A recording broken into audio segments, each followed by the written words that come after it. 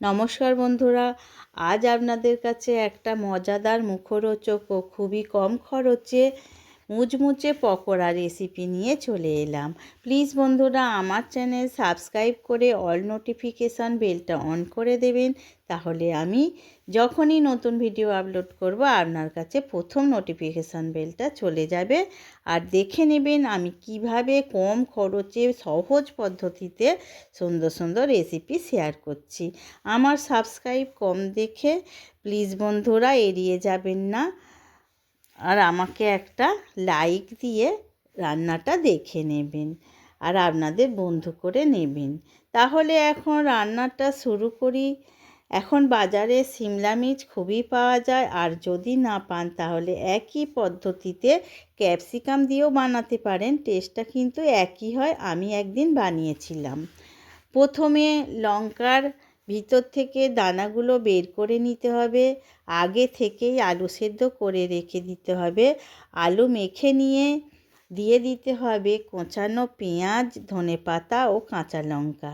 Chilli flakes দিলেও দিতে পারেন, আমি একটু দিয়েছি, আর না দিলেও হবে।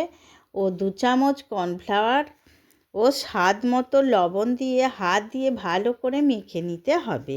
তারপর লঙ্কার মধ্যে এই আলুর পুরটা ভালো করে চেপে চেপে ভরে নিতে হবে। এরপর বেসনের মধ্যে দিয়ে দিতে হবে লবণ, হলুদের গুঁড়ো অল্প করে, আর একটু লঙ্কা গুঁড়ো ও 1 চামচ কালো জিরে। অল্প অল্প জল দিয়ে একটা ঘন ব্যাটার বানিয়ে নিতে হবে। খুব সহজে হয়ে যায়, দেখবেন বন্ধুরা।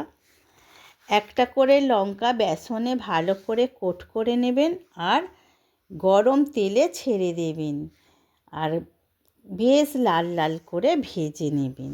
এই পকোড়া এত টেস্টি হয় কি বলবো বন্ধুরা, তাই তো আপনাদের কাছে শেয়ার করলাম। বেগুনি, আলুর চপ, সিঙ্গারা তো প্রায়ই সব সময় খাওয়া হয়, কিন্তু এই সিমলা মির্চের পকোড়া আমার অনুরোধে একবার বানিয়ে সন্ধেবেলার চায়ের সাথে সকলকে নিয়ে খাবেন, দেখবেন প্রচুর প্রশংসা পাবেন। তাহলে এখন আসি, আবার পরের ভিডিওয়ে দেখা হবে আপনাদের সাথে। নমস্কার।